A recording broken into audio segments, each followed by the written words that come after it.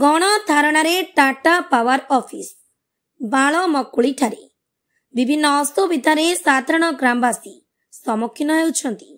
तेणु सुंदरपुर ग्रामवासी अभियोग आनिछंती काहेकि टाटा पावर बारंबार अभियोग कले भी अणदेखा करुछंती। तेणु आज सुंदरपुरवासी धारणारे बसथिले। विजय कुमार पारिक रिपोर्ट ओम मीडिया। आज टाटा पावर बाळमकुळी स्थित आज सुंदरपुरवासी गणधारणा थिला। आसतु प्रतिक्रिया नवा। आज्ञा आज इलेक्ट्रिक ऑफिस रे आपण कौन पाई धारणा रे बसी थिले? मिथुन कुमार मल्लिक बासिंदा।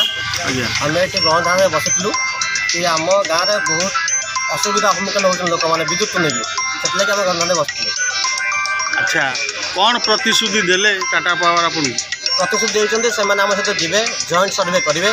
जॉइंट सर्वे है जहाँ भी तरफ से करेंगे आम सहित मिसे बहुत शीघ्र समाधान दे बोली आमको प्रतिश्रुति देते। अच्छा, केते दिन भीतर प्रतिश्रुति पूर्ण हो बोली कहले? से तो ये कथा कहते 4 दिन भीतर जाएंगे जॉइंट सर्वे करेंगे तापर से जनइबे हम। अच्छा, आउ जड़े भाई धर पचारे आपण कौन कहे आप आज गणधारणा रे बसी अभियोग जे कि सुंदरपुर ग्राम घर मायाधन नायक प्रत्येक जगार आम से तार जो घटना भितर रही कौ समय छिंड विपद लगी रही। तेणु आमर गोटे अनशन आसीचु कौन से गुड़ा जिते शीघ्र क्लीयर करदे जिनसा आम खुशी हो।